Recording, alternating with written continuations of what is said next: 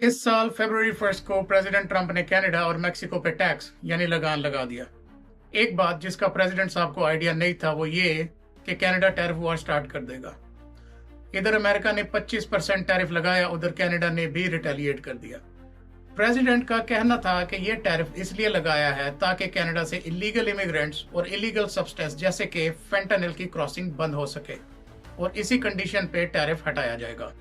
Canada का तो एक ही स्ट्रेटेजिक पार्टनर है और ये 150 सालों से बेस्ट फ्रेंड्स भी है, लेकिन अब सीन कुछ डिफरेंट हो गया है। 2024 में यूएसए ने कनाडा से 412.7 बिलियन डॉलर्स की इंपोर्ट्स और 349.4 बिलियन डॉलर्स की एक्सपोर्ट्स की। टोटल एनुअल ट्रेड हुई 760 बिलियन डॉलर्स। ऊपर से दोनों मिलिट्री एलाइज भी हैं और नेटो के मेंबर्स भी। प्रेसिडेंट का टैरिफ का ऐलान करने के एक दिन बाद ही उन्होंने अपना फैसला वापस ले लिया और कनाडा एंड मैक्सिको को एक मंथ का टाइम भी दिया।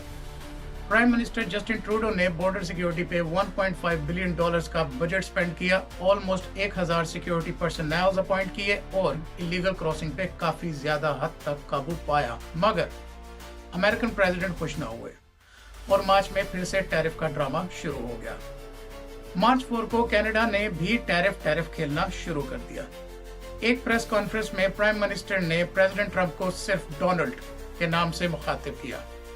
ये इनका एक तरह से रिप्लाई भी था, क्योंकि प्रेसिडेंट ने बहुत मुकामात पे प्राइम मिनिस्टर जस्टिन ट्रूडो को गवर्नर जस्टिन ट्रूडो के नाम से मुखातिब किया। गवर्नर वाली बात में बाद में आते हैं, पहले टैरिफ का किस्सा सुनो। कनेडियन प्राइम मिनिस्टर ने टैरिफ का प्लान भी अनाउंस कर दिया। सबसे पहले 25% tariff only 30 billion dollars worth of American goods पे लगेगा। ऐसा करना एक वार्निंग शॉट जैसा था, और अगर अमेरिका ने 21 दिन में अपने टैरिफ ना हटाए तो मजीद 125 billion dollars worth of goods पे भी 25% टैरिफ लगेगा। कनेडियन टैरिफ्स अमेरिका की सिक्योरिटी के लिए भी खतरनाक है, क्योंकि अमेरिकन डिफेंस मटेरियल्स की सप्लाई चेन कनाडा से ही शुरू होती है। ऐसे ही स्टील और रियर अर्थ मिनरल्स भी कनाडा से ही आते हैं। प्रेसिडेंट ट्रंप का कहना है कि the higher the tariff, the more likely it is that company will come into United States and build a factory in the United States, so it doesn't have to pay the tariff. लेकिन ऐसा होता हुआ दिखाई नहीं दे रहा। उल्टा हर चीज की कीमत इंक्रीज हो गई है, इवन सिक्योरिटी मटेरियल्स, जिसके बगैर यूएसए की मिलिट्री नकारा है। ट्रंप को शायद ये लगता था कि उसकी आवाज पे लब्बैक कहते हुए कनाडा के अंदर से कुछ लीडर्स भी सामने आएंगे, लेकिन ये सारे टैरिफ ड्रामा ने कनाडा को और ज्यादा यूनाइटेड कर दिया। ओंटारियो के प्रीमियर डग फोर्ड ने अमेरिकी शराब तमाम शराब खानों से हटवा दी और अमेरिका की 3 स्टेट्स की बिजली बंद करने की धमकी भी दी, क्योंकि अमेरिका कनाडा से बिजली भी लेता है। इस टैरिफ के ड्रामे ने यूएसए की स्टॉक मार्केट को भी हिला दिया। कनाडा की टैरिफ अनाउंसमेंट से अगले दिन अमेरिकन स्टॉक मार्केट में खासी गिरावट दिखने में आई। Welcome back to another episode. मेरा नाम अली है और आज मैं यूनाइटेड स्टेट्स और कनाडा के बीच होने वाली ट्रेड वॉर पे बात करने आया हूँ। कहते हैं कि पूरे कनाडा की इकोनॉमी एक तरफ और अमेरिका की स्टेट कैलिफोर्निया की इकोनॉमी एक तरफ, और अमेरिका कनाडा से हर लिहाज में ज्यादा है, चाहे वो पॉपुलेशन हो या मिलिट्री कैपेबिलिटी हो, ट्रेड हो या वर्ल्ड डोमिनेटिंग पावर हो। यूनाइटेड नेशंस में भी अमेरिका एक प्रधान यानी चौधरी साहब कंट्री है। लेकिन अगर हिस्ट्री को देखा जाए तो कनाडा ने बहुत बार आउट नंबर होने के बावजूद कामयाबी के झंडे गाड़े। Canada is the biggest producer of goods that America needs. Canada की 75% एक्सपोर्ट्स यूएसए को ही होती हैं और ये बनता भी है। These countries share the largest peaceful border with each other. अब जाहिर है, अगर वर्ल्ड इकोनॉमी का चैंपियन अपना नेबर हो और अपनी एक्सपोर्ट्स तो उसी को ही होनी चाहिए। 8 साल पहले प्रेसिडेंट ट्रंप की हुकूमत के दौरान यूएसए, कनाडा और मैक्सिको की एक फ्री ट्रेड ट्रीटी साइन हुई, और आज 8 सालों बाद प्रेसिडेंट ट्रंप को अपनी खुद की साइन की हुई डील में कीड़े नजर आने लगे। कनाडा और यूएसए की इकोनॉमी काफी हद तक मर्ज हो चुकी है। अगर एक कंट्री पे कोई हिट आती है तो दूसरी कंट्री को भी अफेक्ट होगा, और अब सोचो अगर दोनों कंट्रीज एक दूसरे के साथ ही ट्रेड वॉर स्टार्ट कर दे तो क्या होगा।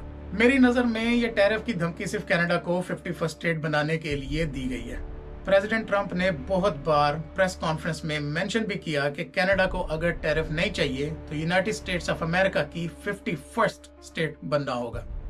इसके पीछे बहुत से मोटिव्स हैं, जैसे कि कनाडा के क्रिटिकल मिनरल्स और ऑयल एंड गैस पे अमेरिकन फेडरल गवर्नमेंट की हुकूमत हो जाएगी, और अलास्का जो कि अमेरिकन स्टेट है उस तक कनेक्ट करने के लिए कनाडा से होकर गुजरना पड़ता है, वो वाला मसला भी हल हो जाएगा।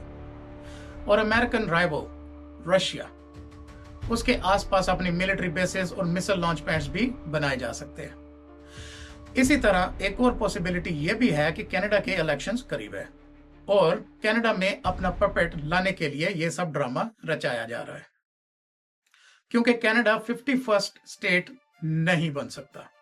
और उसकी रीजन ये भी है कि कनाडा का head of state king Charles III, यानी कि इंग्लैंड के किंग, वो है, और कनाडा को अपनी स्टेट बनाने के लिए यूएसए को ब्रिटिश क्राउन के साथ अपने टाइज खत्म करने होंगे, जो कि नहीं हो सकता। According to USA constitution, new states can only come from US territories और regions that vote to join. मतलब पूरे रीजन में एक रेफरेंडम होगा। कनाडा यूएसए की टेरिटरी है ही नहीं, यूनाइटेड नेशंस भी ये अलाउ नहीं करेगा, और अगर यूएसए ने कनाडा को 51st स्टेट बनाने की कोशिश की तो ये एक्ट ऑफ वॉर कंसीडर होगा और कनाडा को नेटो और यूनाइटेड नेशंस की सपोर्ट होगी। और इन सबसे बढ़ के एक बात यह भी है कि यूनाइटेड स्टेट्स ऑफ अमेरिका कभी भी अपने डोर स्टेप पे कोई एनिमी नहीं चाहेगा। US versus Canada trade war ने कनाडा को न सिर्फ यूनाइटेड कर दिया है बल्कि कनाडा की आंखें भी खोल दी हैं।